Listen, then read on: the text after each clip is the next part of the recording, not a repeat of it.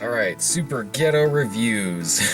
I'm out at the beach, family vacation, and so this is kind of the only environment that I can film a review in. Everybody's running around upstairs, it's too noisy, I don't have any privacy. So I just snuck out to the car in the garage, which is super weird, but thanks to the camera, I'll be able to see if anybody sneaks in to kill me. So, it was a particularly nothing day. A lot of our plans fell through. Found ourselves some time. We were like, hey, let's go see Inside Out. You know, why not? I'd actually been meaning to see it earlier. I wanted to see it for review before I left, but wasn't able to. And now we did. And, it was so good. Like, seriously, I'm not even afraid to admit it. We were all crying. Like, you heard sniffles all throughout the theater. The people I was with, my friend Adam I could see him wiping his face. I tried to hide wiping my face, but when I heard everybody sniffling, I was like, fuck it, we're all broken. It's directed by the guy that did, like, Up and Monsters, Inc. and Toy Story, one of the Toy Stories, so that right there, like, honestly gives you a gauge of how sad this is gonna be. You know how Up is infamous for making everybody cry in the first 10 minutes of the movie? Well, imagine that, except it's the reverse, and you bawl your eyes out at the end of the movie.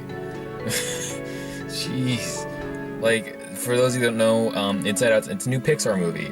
It's about this family and this little girl named Riley who's born, and the movie focuses on her emotions. Her emotions are actually represented by characters. There's Joy, who's played by Amy Poehler. She's bright. She looks kind of like a fairy. She's always jumping around and super excited. She reminds me of my friend Erica.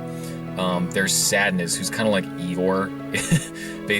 She's basically Eeyore. Always mopey, always down about something. Anger, played by Lewis Black, who was hilarious. I think Disgust was the green one. I don't remember who played her. And then you got Bill Hader, who does the voice for Fear. So you got the main characters are actual emotions. They are representing and kind of governing this little girl's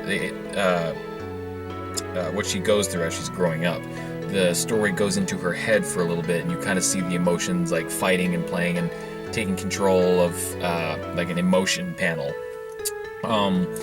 And you would, like, the obvious joke to make there is that, the movie's gonna be really emotionally manipulative because it's literally being manipulated by emotions. But it's not that clear cut. It's not that clear cut at all. The emotions don't necessarily manipulate her. They don't necessarily fight for control. There's a dominant emotion in everybody. You kind of get the idea that Joy, being the one, kind of the problem solver, the one that takes the lead with everything, you kind of get the idea that joy is the primary emotion of this little girl. But when you see the emotions of other people, you see other emotions are leading the pack. This isn't giving anything away, it's in the trailer. But there's a scene where you kind of see the same sort of emotional setup in the mom's head and in the dad's head, and when you look at both of them, they have different primary emotions. So everyone's kind of got like a different, based on their personality. The movie is incredibly imaginative. There's an imagination land in there because, I mean, it takes place in her head. But the movie, they come up with these really interesting ways to represent and personify all these things about human personality, and like the idea of someone's subconscious is this dark, like, dungeon where everybody's fears kind of just hang out. They came up with an explanation for why we forget all the tiny, insignificant details about things. There's a cleanup crew that comes and cleans out your memory of, like, the motto of some TV show that you grew up on, all the minute stuff, because they have to make room for other memories. They come up with what happens to imaginary friends after you've grown to a certain age.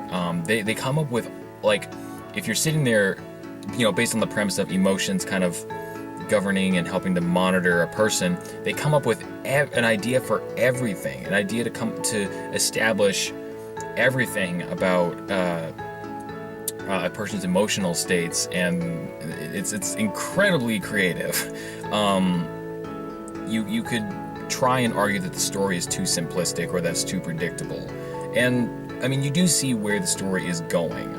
The moral of the story is fairly obvious pretty quickly. And I'm honestly, probably the best way to go into the movies is just knowing what I've told you already. Honestly, I do think that if I knew too much more about the actual plots, that I would have been less interested sooner. I probably still would have really, really liked the movie, but if I told you anything about the premise, what happens to the characters, you would probably be able to put two and two together and guess everything that goes on through the rest of the movie. What makes it so impactful is the emotions behind it. You do really feel like you've grown up with this girl, Riley is the little girl's name. You really do feel like you've grown up with her, because even if you don't like hockey like she does, everybody has formed some kind of an early memory or an attachment very much like she does at some point in their life. So when something bad happens to that kind of memory, or when she goes through something, it is very relatable. Everybody kind of goes through these things. The stuff that the emotions that the stuff that Riley's emotions go through is something that all of us go through.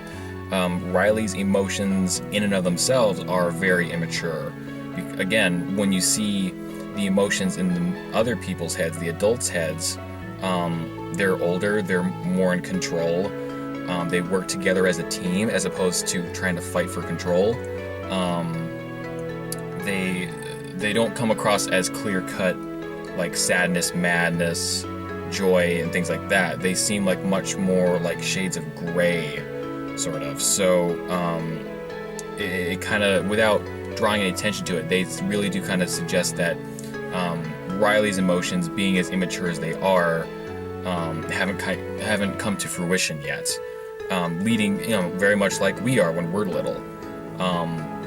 So very much in the vein of Toy Story 3 and Toy Story 2, it does tap into an emotional core that a lot of people have in common. And honestly, I think that's all I can really talk about with the movie without setting the expectation too high and without giving too much of the plot away. I think honestly the setup that I've given you is perfect. It's good to see Pixar back in form. I didn't see Big Hero 6. I've heard that it's fine, but not terribly, outstanding or anything like that. And nobody remembers the Cars movies. And this is definitely no,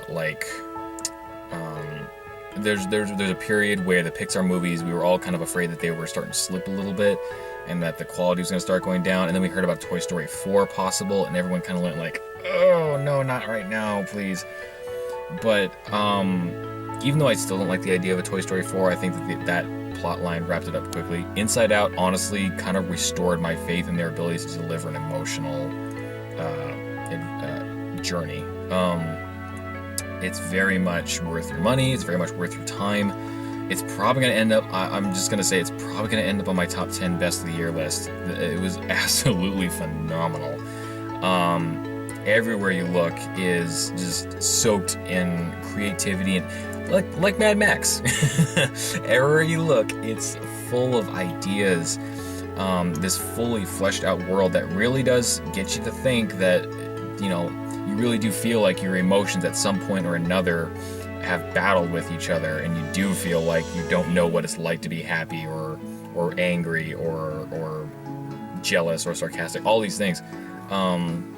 They do some neat stuff with dreams too. I don't want to give too much away. I've said plenty.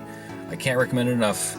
Inside Out absolutely deserves your money, because final thought, the pre-roll cartoon, like a little snippet, how Pixar movies, like when you saw Bug's Life, it was two old guys playing chess, and those things, they brought those back.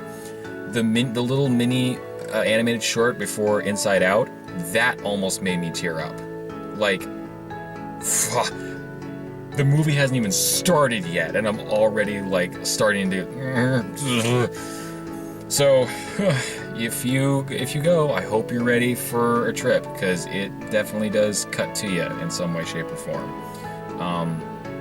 Just try not to go in with a checklist. Don't go in don't do much research. Just honestly, if you just trust my opinion, go in on this.